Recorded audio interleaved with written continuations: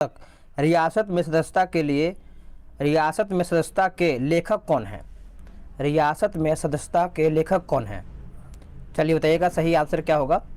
तो इसका सही आंसर आपका हो जाएगा विजय कुमार चौधरी। विजय कुमार चौधरी यानी सी आपका यहाँ पे करेक्ट आंसर हो जाएगा, याद रखिएगा। अगला प्रश्न है कि निम्नलिखित युग्मों में से कौन सम्मिलित नहीं है? इसमें से आपका गलत कौन सा है? देखिए अगर हम बात करें इसमें कालीबंगा के बारे में, देखिए कालीबंगा जो है आपका सोनी नदी नहीं होगा, ये आपका घग्गर नदी किनारे राजस्थान में स्थित है, तो आपका बी ही गलत हो जाता है। बाकी आपका धौलावीरा कच्छकरण सही है, राखीगढ़ी घग्गर सही है, रोपड़ आपका सतलज सही है, तो आपका बी जो है गलत यही हो जाता है। अगला प्रश्न है किस उपनिषद में सभी आश्रम व्यवस्था का वर्णन मिलता है? चलिए बताइएगा क्वेश्चन नंबर 3 का सही आंसर क्या होगा। तो इसका सही आंसर आपका हो जाएगा ऑप्शन डी यानी जावलोपनिषद। जावलोपनिषद हो जाएगा यानी डी सही आंसर हो जाएगा।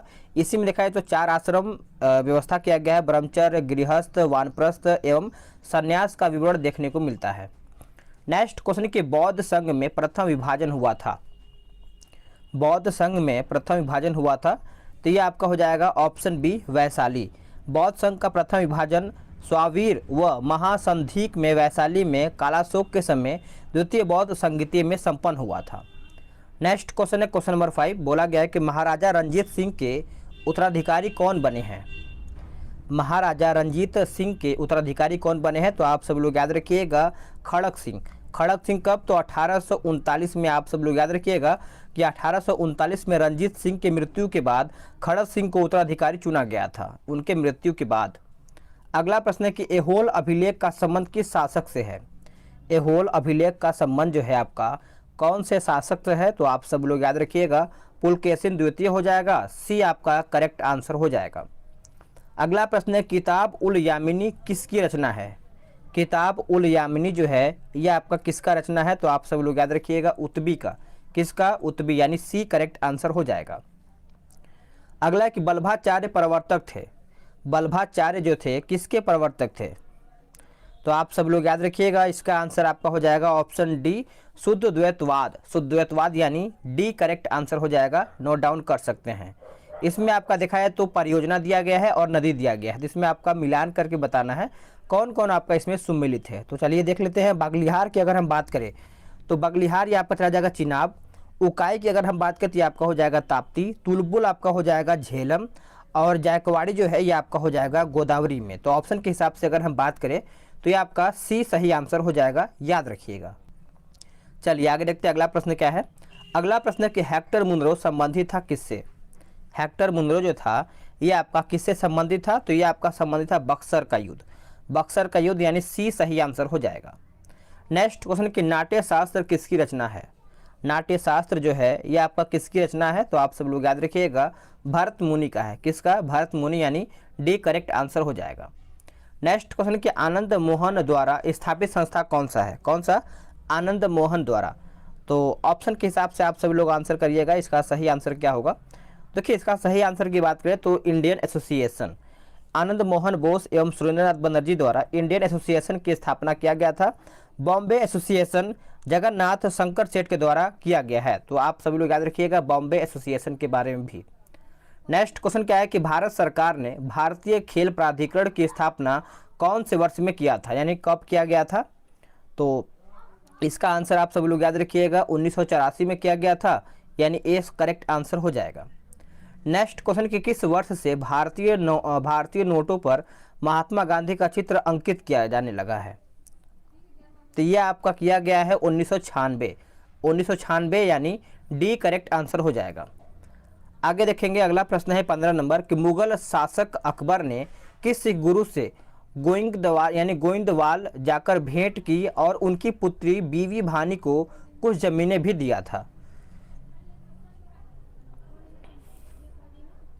तो ये आपका हो जाएगा ऑप्शन बी गुरु अमरदास। गुरु अमरदास यानी बी सही आंसर हो जाएगा। अगला प्रश्न है क्वेश्चन नंबर 16 कि भारत में नाबार्ड पुनर्वित्त प्रदान नहीं करता है किस बैंक को? तो 16 का अगर हम बात करें तो आप सब लोग याद रखिएगा निर्यात आयात बैंक। निर्यात आयात बैंक यानी सी करेक्ट आंसर हो जाएगा। नेक्स्ट क्वेश्चन है कि निम्नलिखित में से कौन सा कर संघ द्वारा लगाया जाता है और राज्यों द्वारा एकत्र और विनियोजित किया जाता है। चलिए बताइएगा 17 का सही आंसर क्या होगा। तो इसका सही आंसर आपका हो जाएगा option A stamp duty. Stamp duty यानी ए करेक्ट आंसर हो जाएगा। नेक्स्ट क्वेश्चन कि भारत में विदेशी मुद्रा भंडार का रख रखाव कौन करता है। भारत में विदेशी मुद्रा का भंडार जो है इसका रख रखाव कौन करता है। तो ये भारतीय रिजर्व बैंक यानी आरबीआई भारत में विदेशी मुद्रा भंडार का रख रखाव करता है। ए सही आंसर हो जाएगा। अगला कि प्रति व्यक्ति आय निकला जाता है किस पर। जो आपका पर कैपिटा इनकम है ये आपका किस पर निकाला जाता है। तो आप सब लोग याद रखिएगा प्रति व्यक्ति आय बराबर राष्ट्रीय आय बटे जनसंख्या यानी बी सही आंसर हो जाएगा। अगला प्रश्न है कि निम्नलिखित में से कौन सुमेलित नहीं है, यानी इसमें से पूछा गया है कि कौन सा आपका गलत है। तो देखिए ऑप्शन के हिसाब से बात करें तो ए बी सी जो है आपका सही है, यानी उपयुक्त में से देखा जाए तो सभी सही है। यानी सिमोना हॉलेप जो है टेनिस सही है, अश्विनी पोनप्पा जो है बैडमिंटन सही है, स्मृति मंधाना क्रिकेट, तो आपका ए बी सी सही है।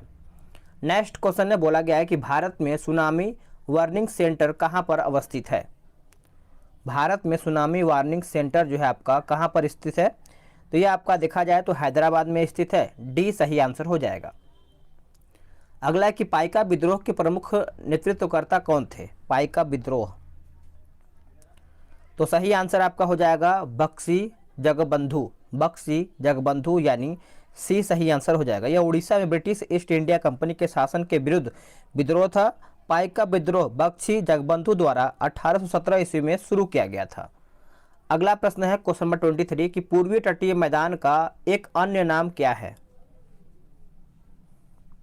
एक अन्य नाम की बात करें तो ये आपका हो जाएगा कोरोमंडल तटीय मैदान। कोरोमंडल तटीय मैदान यानी बी सही आंसर हो जाएगा। नेक्स्ट क्वेश्चन है कि हैदराबाद जो मूसी नदी के किनारे अवस्थित है यह किसकी सहायक नदी है। यह किसकी सहायक नदी है। तो सही आंसर आपका हो जाएगा ऑप्शन ए कृष्णा नदी का। कृष्णा नदी यानी ए करेक्ट आंसर हो जाएगा। नेक्स्ट क्वेश्चन है कि मॉन्ट्रियल प्रोटोकॉल का संबंध निम्न में से किससे है। मॉन्ट्रियल प्रोटोकॉल का जो संबंध है तो इसका सही आंसर की अगर हम बात करें तो आपका बी उत्तर हो जाएगा ओजोन परत संरक्षण रोकने से, यानी बी सही आंसर हो जाएगा, याद रखिएगा। चलिए आगे देखते हैं अगला प्रश्न क्या है। अगला प्रश्न है कि दिन रात जिस कारण से होते हैं उस कारण का नाम बताइएगा। तो भू परिभ्रमण यानी बी सही आंसर हो जाएगा। इसी के कारण आप सभी लोग का दिन और रात होता है। नेक्स्ट क्वेश्चन है 27। बोला गया कि दक्षिण भारत की सबसे ऊंची चोटी अनेमुडी किस पहाड़ी पर स्थित है। तो सही आंसर आपका हो जाएगा अन्नामलाई की पहाड़ी। अगर हम इसकी अनेमुडी की ऊंचाई की बात करें तो आपका 2696 है। 2696 मीटर करीबन देखने को मिलता है। नेक्स्ट क्वेश्चन है कि मेघालय के पठार को 3 भागों में बांटा गया है, गारो, खासी और जयंतिया पहाड़ियाँ। इस विभाजन का आधार क्या है। इस विभाजन का आधार पूछा गया है तो आप सब लोग याद रखिएगा ये आपका जनजाति है। डी सही आंसर हो जाएगा। नेक्स्ट क्वेश्चन है कि निम्न में से भारत का कौन सा राज्य कर्क रेखा पर स्थित नहीं है। तो ऑप्शन के हिसाब से आप सभी लोगों ने आंसर कर ही दिया होगा, जो कि उड़ीसा। उड़ीसा आपका कर्क रेखा के अंतर्गत नहीं आता है। बाकी भारत में कर्क रेखा 8 राज्यों से होकर गुजरता है। एक आपका देखा जाए तो गुजरात, राजस्थान, मध्य प्रदेश, छत्तीसगढ़, झारखंड, पश्चिम बंगाल, त्रिपुरा, मिजोरम। ठीक है, आगे देखेंगे। अगला क्वेश्चन है कि ग्रीष्म ऋतु में पूर्वी भारत में चलने वाली तीव्र एवं आर्द्र हवाओं को पश्चिम बंगाल में किस नाम से जाना जाता है। पश्चिम बंगाल में किस नाम से जाना जाता है। तो आप सब लोग याद रखिएगा काल वैसाखी। काल वैसाखी। नेक्स्ट क्वेश्चन है कि भारत में कृषि को दुष्प्रभावित करने वाला मौसम का सबसे महत्वपूर्ण तत्व कौन सा है। तो करेक्ट आंसर आपका हो जाएगा वृष्टि। वृष्टि यानी सी सही आंसर हो जाएगा। नेक्स्ट क्वेश्चन है क्वेश्चन नंबर 32। केरल से लगे तटीय भाग को किस नाम से जाना जाता है। केरल से लगे तटीय भाग को किस नाम से जाना जाता है। तो इसका सही आंसर आपका हो जाएगा मालाबार तट। मालाबार तट यानी बी सही आंसर हो जाएगा। अगला प्रश्न है कि बादामी क्रांति का संबंध किसके उत्पादन में वृद्धि से है। किसके उत्पादन में वृद्धि से है। तो इसका सही आंसर आपका हो जाएगा ऑप्शन डी यानी मसाला उत्पादन। मसाला उत्पादन यानी डी सही आंसर हो जाएगा।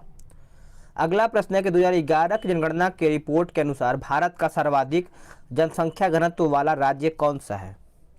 जनसंख्या घनत्व वाला राज्य आपका कौन सा है? तो आप सब लोग याद रखिएगा, इसका सही आंसर आपका हो जाएगा ऑप्शन ए बिहार। बिहार की बात करें तो करीबन आपका 1106 हो जाता है। और वही बात करेंगे पश्चिम बंगाल का तो ये आपका 1028 हो जाता है, 1028। और बात करेंगे केरल के बारे में तो 860 हो जाएगा। और उत्तर प्रदेश की बात करें तो 829 हो जाएगा। तो चारों का याद रखिएगा। अगला है कि अंडमान निकोबार द्वीप समूह में किस प्रकार के वन पाए जाते हैं? किस प्रकार के वन जो है पाए जाते हैं? तो इसका सही आंसर आपका हो जाएगा सदाबहार वन। सदाबहार वन यानी बी सही आंसर हो जाएगा। अगला प्रश्न है कि निम्न में से कौन सा सही सुमेलित नहीं है? निम्न में से कौन सा सही सुमेलित नहीं है? तो इसका उत्तर आपका हो जाएगा हाइजेनबर्ग अपवर्जन नियम। यह आपका गलत है। हाइजेनबर्ग जो है आपका अनिश्चितता का सिद्धांत है और यही आपका गलत हो जाता है। आगे देखेंगे अगला प्रश्न क्या है। अगला प्रश्न है कि निम्न में से कौन सा कथन सही है? इसमें से आपका पूछा गया है कौन सा कथन सही है। तो देखा जाए तो आपका उपयुक्त में से कोई भी नहीं। देखिए याद रखिएगा, फ्यूज को सदैव परिपथ में श्रेणी क्रम में जोड़ा जाता है। श्रेणी क्रम में जोड़ा जाता है। और विद्युत फ्यूज सामान्यतः तांबा तथा टीन की मिश्र धातु को बना होता है। तो ऑप्शन के हिसाब से देखा जाए तो उपयुक्त में से कोई नहीं। अगला क्या है। अगला केंद्रीय वन अनुसंधान संस्थान निम्न में से किस स्थान पर स्थित है? तो इसका केंद्रीय के बारे में पूछा गया है। तो इसका सही आंसर याद रखिएगा देहरादून हो जाएगा। क्या हो जाएगा? देहरादून। अगर जबकि केंद्रीय वनस्पति अनुसंधान की बात करें तो आप सभी लोग लखनऊ करिएगा। लखनऊ और केंद्रीय वन अनुसंधान ये आपका देहरादून हो जाएगा। नेक्स्ट क्वेश्चन है कि निम्न में से कौन हिंद महासागर की गर्म एवं स्थायी जलधारा है? हिंद महासागर की। तो इसका आंसर आपका हो जाएगा मोजाम्बिक की जलधारा यानी डी सही आंसर हो जाएगा। चलिए आगे देखेंगे अगला प्रश्न क्या है। 40 बोला गया ग्लोबल वार्मिंग हेतु निम्न में से कौन एक महत्वपूर्ण जिम्मेवार कारक है? तो इसका आंसर आपका हो जाएगा ऑप्शन डी धान की फसल। अगला के दक्षिणी आल्प्स पर्वत किस देश में स्थित है? दक्षिणी आल्प्स पर्वत जो है आपका कौन से देश में स्थित है? तो ये आपका हो जाएगा ऑप्शन बी न्यूजीलैंड यानी बी सही आंसर हो जाएगा। अगला है कि बिहार में कौन सी नदी गंगा में दक्षिण दिशा में नहीं मिलती है? गंगा में दक्षिण दिशा में नहीं मिलती है। तो इसका सही आंसर आपका हो जाएगा ऑप्शन बी महानंदा यानी बी सही आंसर हो जाएगा। बात करेंगे कि उत्तरी बिहार के सबसे पूर्वी नदी महानंदा है जो हिमालय से निकलती है तथा कटिहार के समीप गंगा में मिल जाती है। नेक्स्ट क्वेश्चन है कि मैदान एवं पर्वत तल के बीच उठे समतल भूभाग को किस नाम से जाना जाता है? तो सही आंसर आपका हो जाएगा ऑप्शन बी पर्वतीय पठार हो जाएगा यानी बी सही आंसर हो जाएगा। नेक्स्ट क्वेश्चन कि गेहूं किस कुल का यानी फैमिली का उदाहरण है? गेहूं, अगर हम गेहूं की बात करें तो आप सब लोग याद रखिए ग्रामीणी हो जाएगा। क्या हो जाएगा? ग्रामीणी। गेहूं, मक्का, धान, जौ ये सब ग्रामीणी फैमिली का उदाहरण होता है। तो आपका उत्तर डी उत्तर हो जाएगा। चलिए आगे देखते हैं अगला प्रश्न क्या है। अगला कि यदि लोकसभा में बजट पारित नहीं होता है तो यदि लोकसभा में बजट पारित नहीं होता है तब सरकार को इस्तीफा देना पड़ता है। सरकार को इस्तीफा देना पड़ता है। डी सही आंसर हो जाएगा, याद रखिएगा। अगला प्रश्न है कि नई अखिल भारतीय सेवाओं का सृजन करने के लिए राज्यसभा में उपस्थित तथा मतदान देने वाले सदस्यों की संख्या कम से कम कितनी होनी चाहिए? तो कितनी होनी चाहिए तो बात तो करेंगे 2/3 यानी 2/3 आपका यहाँ पे होना चाहिए। सी करेक्ट आंसर हो जाएगा। नेक्स्ट क्वेश्चन कि लोकसभा में गणपूर्ति या कोरम कुल सदस्य संख्या का होता है? तो ये भी आपको याद ही होगा। आप सब लोग याद रखिए करीबन 55% होता है। 55 होता है 1/10 यानी इसका जो उत्तर है बी सही आंसर हो जाएगा। अगला प्रश्न है कि संसद के संयुक्त अधिवेशन के संबंध में कौन सा कथन गलत है? यानी इसमें पूछा गया है कि गलत कौन सा है। तो सबसे पहले हम सही पढ़ेंगे। संयुक्त अधिवेशन राष्ट्रपति बुलाता है, सही है। संयुक्त अधिवेशन की कार्यवाही लोकसभा के प्रक्रिया नियमों के अनुसार संचालित होता है, जो कि सही है। धन विधेयक एवं संविधान संशोधन विधेयक पारित करने के लिए संयुक्त अधिवेशन बुलाया जा सकता है, जो कि गलत है। तो आप इस पॉइंट को अच्छे से नोट डाउन कर सकते हैं। 48 का सी गलत हो जाता है। बात करेंगे कि संविधान संशोधन विधेयक दोनों सदनों से अलग अलग पारित होना अनिवार्य होता है। ठीक है, आगे देखेंगे। अगला प्रश्न है कि नियंत्रण यानी नियंत्रक एवं महालेखा परीक्षक केंद्र सरकार के लेखाओं का प्रतिवेदन राष्ट्रपति को देता है, जिससे वह संसद के दोनों सदनों के पटल पर रखते हैं। इसके उपरांत संसद के किस समिति इसकी जांच करती है? तो इसकी जांच करती है, तो आप सब लोग याद रखिएगा, लोक लेखा समिति। लोक लेखा समिति यानी बी करेक्ट आंसर हो जाएगा। नेक्स्ट क्वेश्चन कि भारत के संचित निधि पर भारित व्यय निम्नलिखित में से कौन नहीं है? कौन इसमें नहीं है? तो याद रखिएगा, उच्च न्यायालय के न्यायाधीशों के वेतन एवं भत्ता, यानी डी जो है सही आंसर हो जाएगा। नेक्स्ट क्वेश्चन, किसी राज्य के विधान परिषद की सदस्य संख्या उस राज्य के विधानसभा के सदस्यों की संख्या से अधिक नहीं हो सकती है। चलिए बताइएगा इसका सही आंसर क्या होगा? तो इसका सही आंसर आपका हो जाएगा 1/3, यानी 1/3 से अधिक नहीं, यानी बी जो है आपका सही आंसर हो जाएगा। अगला प्रश्न है कि भारतीय संविधान के किस अनुच्छेद के तहत राष्ट्रपति वित्त आयोग की सिफारिशों को संसद के प्रत्येक सदन के समक्ष रखवाता है? तो सही आंसर आपका हो जाएगा अनुच्छेद 281। अनुच्छेद 281 यानी सी सही आंसर हो जाएगा। अगला है कि विवाह एवं तलाक किस सूची का विषय है? विवाह एवं तलाक जो है कौन से सूची का विषय है? तो इसका आंसर आपको पता ही होगा, ये आपका समवर्ती सूची के अंतर्गत आता है। 53 का सही आंसर हो जाएगा। देखिए, तलाक एवं विवाह का विषय संविधान की समवर्ती सूची में आता है और सरकार आपातकालीन स्थिति में इस पर कानून बनाने में सक्षम भी होता है। नेक्स्ट क्वेश्चन है क्वेश्चन नंबर 54। राष्ट्रीय आपात के संबंध में कौन सा कथन जो है आपका गलत है? कौन सा कथन गलत है? तो देखिए, गलत की अगर हम बात करें तो आपका बी जो है गलत हो जाता है। राष्ट्रीय आपात के समय राज्य सरकारें निलंबित कर दी जाती है, आपका गलत है। राष्ट्रीय आपात के समय राज्य सरकारें निलंबित नहीं की जाती है, अपितु वे संघ की कार्यपालिका के पूर्व नियंत्रण में आ जाती हैं। तो आप याद रखिएगा, पूर्ण नियंत्रण के अंतर्गत आ जाती हैं। अगला है कैल्शियम हाइड्रोक्साइड के विलयन से जब कार्बन डाइऑक्साइड गुजरती है तो बनने वाले यानी अवक्षेप का रंग कैसा होता है? अवक्षेप का जो रंग होता है वो कैसा होता है? तो इसका आंसर क्या होगा? इसका आंसर आपका हो जाएगा ऑप्शन ए सफ़ेद होता है, यानी ए करेक्ट आंसर हो जाएगा। नेक्स्ट क्वेश्चन है क्वेश्चन नंबर 56। निम्नलिखित में से किस संविधान संशोधन द्वारा लोकसभा की सीटों की संख्या 525 से बढ़ा करके 545 किया गया है? तो ये आपका हो जाएगा 31वां संविधान संशोधन, और ये कब किया गया था? तो ये किया गया था 1973 में। तो आप इसको भी अच्छे से याद रखिएगा, आंसर आपका भी सही आंसर हो जाएगा। नेक्स्ट क्वेश्चन, किस अनुच्छेद के तहत राज्य पोषाहार स्तर और जीवन स्तर को ऊंचा करने का प्रयास करेगा?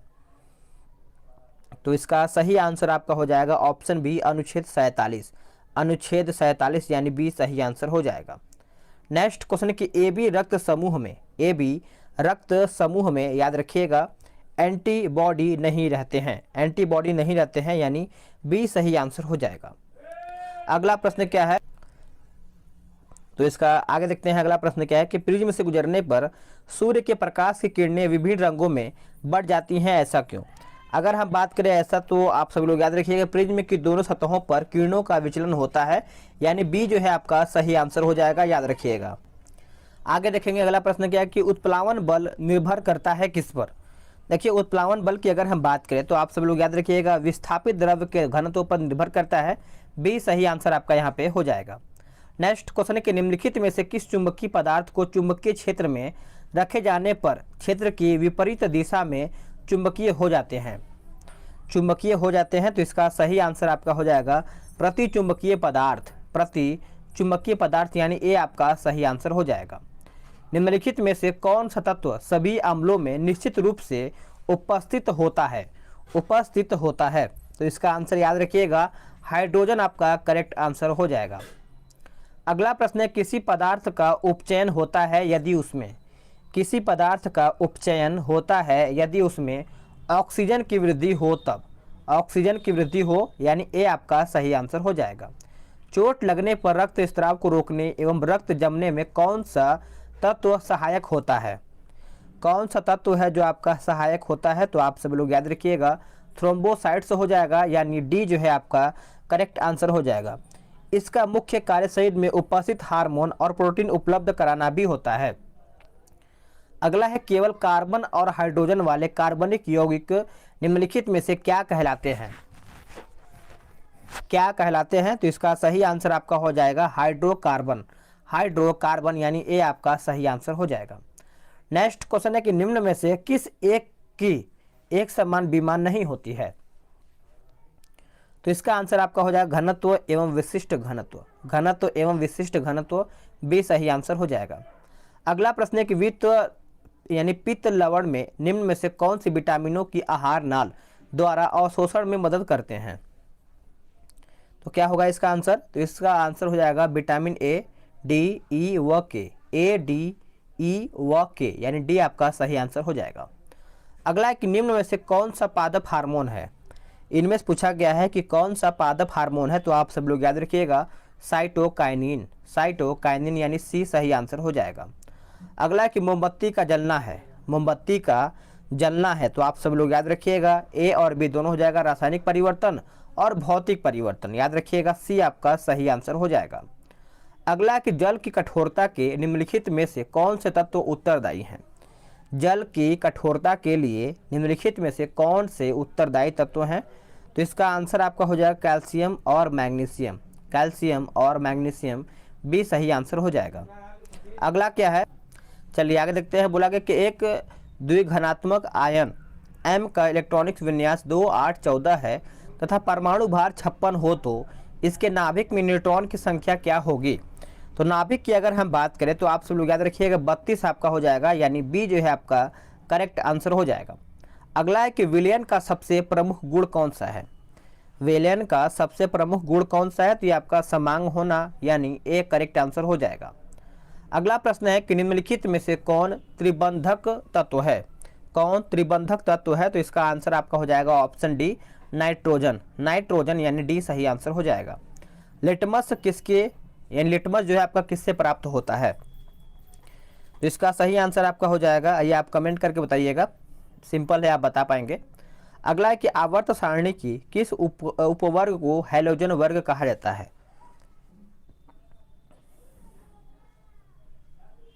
बताइएगा इसका सही आंसर क्या होगा? तो इसका सही आंसर आपका हो जाएगा 75 का ऑप्शन बी। नेक्स्ट क्वेश्चन है कि रासायनिक रूप में इंसुलिन क्या है? तो ये आपका हो जाएगा पेप्टाइड हो जाएगा, यानी बी आपका सही आंसर हो जाएगा। तो देखा जाए तो आपका यहाँ पे सेट समाप्त होता है, यहीं पर सेट आपका समाप्त होता है। वीडियो को लाइक और शेयर कर दीजिएगा, और अगर आपका कोई भी सुझाव है तो आप कमेंट के माध्यम से बता सकते हैं। और पीडीएफ अगर डाउनलोड करना है तो पीडीएफ का लिंक आपको डिस्क्रिप्शन में मिल जाएगा, वहाँ से डाउनलोड करके रिवीजन कर सकते हैं। मिलते हैं एक नए वीडियो में, आज के लिए इतना ही। जय हिंद, वंदे मातरम।